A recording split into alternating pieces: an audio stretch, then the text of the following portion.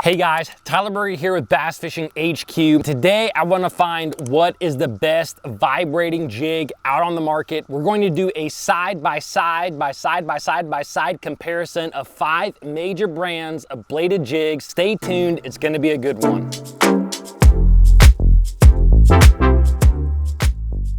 I really want to do a comparison of some of the major brands of bladed jigs. Today I have 5 different brands. We have the Strike King Thunder Cricket, we have the Googan Baits Clickbait, we have the Z-Man CHATTERBAIT Jackhammer, we have the Terminator Shuddering Bait, and we have the Phenix Vibrating Jig. The goal for today is to really kind of look at these baits side by side. How do they vibrate differently? How do they look differently underwater? What we're gonna look at today is the components of each bait, and then we're gonna go underwater and we're gonna see how each of these baits swim. We're gonna hear the actual vibration of these baits. I also wanna look at how each of these baits fall in the water column, because I think a vibrating jig, how it falls can really trigger a lot of bites. And last but not least, I'm actually gonna compare each of these baits and how they skip. How do they skip underneath trees, boat docks, things like that. But before we get into the video, guys, this channel is approaching 25,000 subscribers. I'm doing a big giveaway when we hit 25,000 subscribers, and I'm giving away an Akumo Helios XX reel. In order to be in that giveaway, you simply gotta subscribe to the channel, and down below in the description, there's a link to click on where you're gonna fill out your name and email. So subscribe to the BassFishingHQ channel now if you wanna be in that giveaway. Before we go underwater and see these baits in action, I really wanna compare the components quick of these baits. All right, guys, the first bait that we have here is this Terminator Shuddering Bait. The unique thing about this bait, other than all the other ones, is it does have a plastic blade,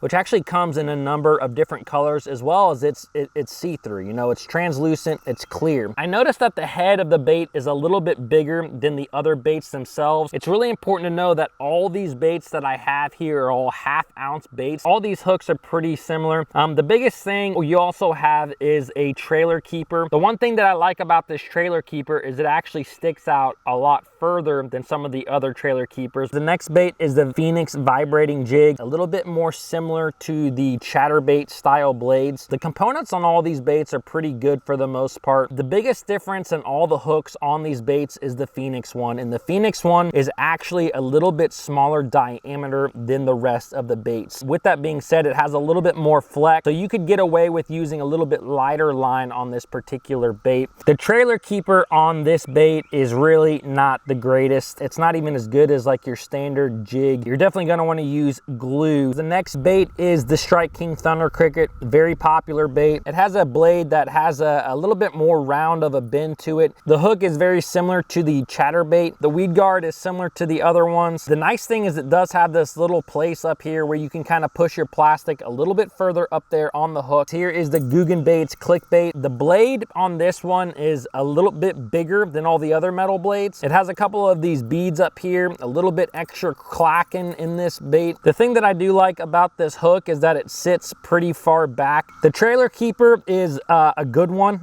You have kind of that fatter part down there where you can use some glue. You also have the little metal piece to the keeper that helps keep your bait on. The only thing that I don't like so much about the Googan baits is that this part on top is fixed. There's really no hook gap in your bait here. There's really no bite to the hook itself because you have this. The good thing is though, is that this hook sits further back from the head than a lot of the other baits. I'm guessing that's gonna help with your hookup ratios. Here is the CHATTERBAIT Jackhammer. It has your typical CHATTERBAIT blade. They actually have several different types of blade now, big blades, clear blades, and all kinds of stuff. The thing I've always liked about the Jackhammer is it just has a really good hook on it. It's very durable. The other thing is your double prong trailer keeper on here. You have a pretty big area to push plastic up on there, and those little keepers sit far back. Those are the components of the different bladed jigs. Let's dive underwater.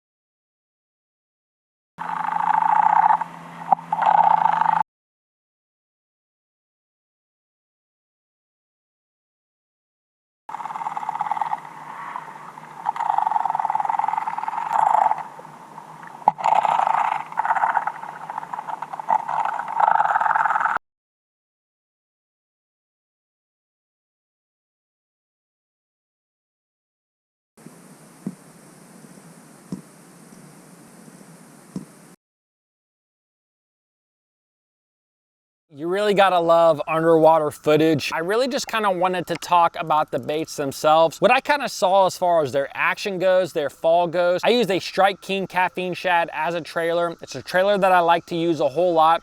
There's a number of different trailers that you can use on a chatterbait style bait. I really want to use the caffeine shad in this example because it really allowed me to see exactly what the jig does itself. You know, if you use a boot tail style swim bait or a crawl that has a lot of drag to it, it can affect the action of that bait a little bit. I really wanted to see what the baits would do really without being impacted by the trailer. So that is why I use a Strike King caffeine shad. Looking at the Terminator Shuddering Bait, it really had a lot of drag in the water. I'm not saying that that's a bad thing. With that, typically, if you have a lot of drag, you're also going to be moving a lot of water. So a lot of water displacement can be really good at certain times of the year. Like in the spring, when you're fishing around muddy water, sometimes if you're using a bait that's displacing a lot of water, it really helps the bass to track down on the bait. This bait stayed pretty high in the water column for the most part. This bait itself actually had probably the best hunting action out of any of the bladed jigs. It really went back and forth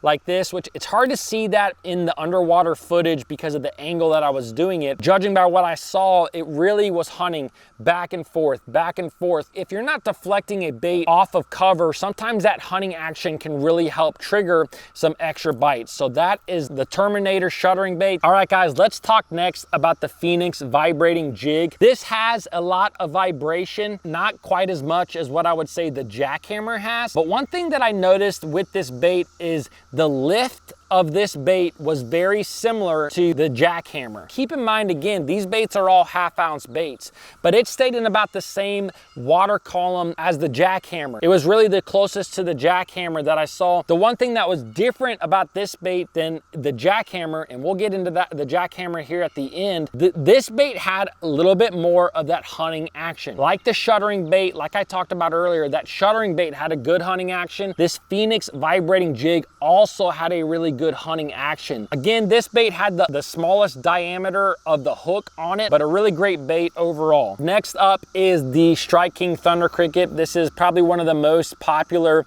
vibrating jigs out there on the market. One thing I noticed about the Thunder Cricket that was unique to it and that was different than any other baits is it really wanted to ride low in the water column. In order for me to kind of keep it in the same place where I wanted the Jackhammer was, I really had to reel it a lot faster to keep it high. So guys, that could come into hand in a number of different situations. If I'm wanting to fish deeper, maybe some outside hydrilla lines, or maybe on offshore structure, this might be the bait that I want to pick up to fish in those situations to really keep that bait down in the water column. That was one of the biggest things that I really saw about it that was kind of unique to it and not to any of the other baits. The next up is the Googan Squad Clickbait. All in all, I was a little skeptical just by the shape of it at first, but this bait was extremely unique in the water. This particular bait has a ton of lift to it. It doesn't necessarily have a lot of drag in the water, but for whatever reason, it had a lot of lift to the bait. I don't know if it's the way that the blade design is. I mean, obviously it has a bigger blade on it than a lot of the other baits, and I think that might be a reason too. I could really kind of creep this bait slower and keep it in the same place in the water column, that if I wanted a jackhammer to be in that same place in the water column, it would be a medium retrieve. If I wanted the Strike King Thunder Cricket to be in that same place in the water column, I would have to kind of burn it pretty fast. It really kind of had a bigger, wider wobble to it. The jackhammer is a little bit more rigid. Like I said, I could really keep this bait moving pretty slow in the water column, and there's a number of situations where I think that that could be really good. One is in the springtime. You know, in the springtime when you have water that's in the upper 40s, low 50s, those bass will start to hit, you know, vibrating jigs pretty well. But this one, I could actually fish it a lot slower than the other bait, and that might help me to get a couple of more bites. It might help those fish that aren't quite as aggressive to actually commit to the bait. So really unique bait, really unique action. I'm definitely going to use this in the future. All right guys, so we kind of come down to the CHATTERBAIT Jackhammer. This is the one that's loved by pretty much everyone, and for good reason, guys. It is the original vibrating jig. It really has a tight action to it. It doesn't hunt a whole lot. It has a tight action. It has a lot of clickety clack to it. The blade actually hits the head back and forth, which you can actually see marks on this bait where it actually is hitting the bait. Because of that, it really makes a big racket down there in the water, which makes it great for a lot of different scenarios. It really just kind of comes straight in though. No real hunting action to this bait, but guys, this is the original. It's a great bait. It's kind of a happy medium of all the baits. You know, like I said, the Strike King Thunder Cricket really wanted to get down in the water column. The Googan Squad Clickbait really wanted to stay up in the water column. This one, reeling it at the same pace, was just kind of staying in the middle. Very awesome fish catching bait. I really think that one of the most important parts of fishing a vibrating jig is the fall of the bait. So many times when you're fishing a vibrating jig, you're snatching it out of grass or over a piece of wood cover, and you let that bait fall for just a split second, and that's a lot of times when you get that bite. So I really wanted to kind of test out the way that each of these baits fell. As far as the way that they fell, I'm gonna lump the Strike King Thunder Cricket, the CHATTERBAIT Jackhammer, and the Phenix Vibrating Jig all into the same category. They basically just fell straight down. Nothing unique about them at all. They just fell straight down. I'm not saying that's a bad thing, but that's just the way they fell. They fell straight down,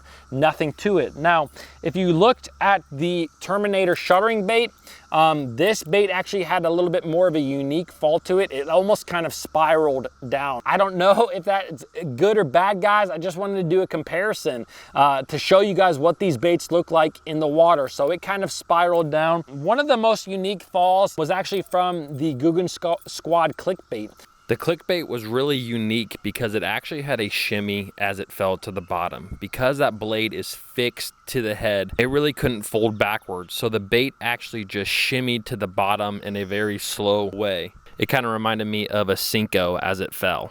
I could see that being the difference between catching fish and not. A really unique fall, kind of different than all the other ones. All right, guys, last but not least, I wanted to compare how each of these vibrating jigs skipped. As bass fishermen, we skip a vibrating jig a lot. In order to skip a vibrating jig though, I definitely like to switch up my trailer. I don't like to use that caffeine shad style trailer. One of my favorite baits to skip is the Rage Tail Structure Bug. I kind of clip off the front front wings and kind of clip the bait in a unique way and then feed it on there, but it really makes for a great skipping trailer. So I fed that bait onto all of my different vibrating jigs and simply just started skipping them. So I'm gonna rate the skipping of these baits on a scale from 1 to 10. I'm actually gonna start with probably the worst skipping bladed jig to the best skipping bladed jig. Worst skipping bladed jig of the ones that I tested was the Googan Clickbait. Now guys, like I talked about, this has a more unique head design than any of the other baits to it, and I think that's the reason why it didn't skip quite as well as the other baits. You can skip this bait. Let me make no mistake here. You can skip a Googan Clickbait. It just doesn't come with quite as much ease as some of the other baits. On a scale from 1 to 10, I'm gonna give it a 5. It does skip, but it doesn't skip as easy as the other baits. All right guys, the next bait on the list is the Terminator Shuddering Bait. As far as skipping goes, this actually skipped better than I thought it was going to skip. Looking at the head design, looking at the way that the blade is connected to it, I didn't think it was gonna skip that well. It actually skipped fairly decent, I'm not gonna lie. So I'm actually gonna give it a 7 out of 10 as far as skipping goes. Not bad at all. The next two baits are actually kind of tied at about an 8 out of 10 as far as skipping. These baits skipped really, really well. I can really place them in any area that I wanted to, but the last bait actually skipped better than all of them, and I'll share that in just a minute. But the baits that I'm giving an 8 out of 10 are the Phenix Vibrating Jig and the Strike King Thunder Cricket.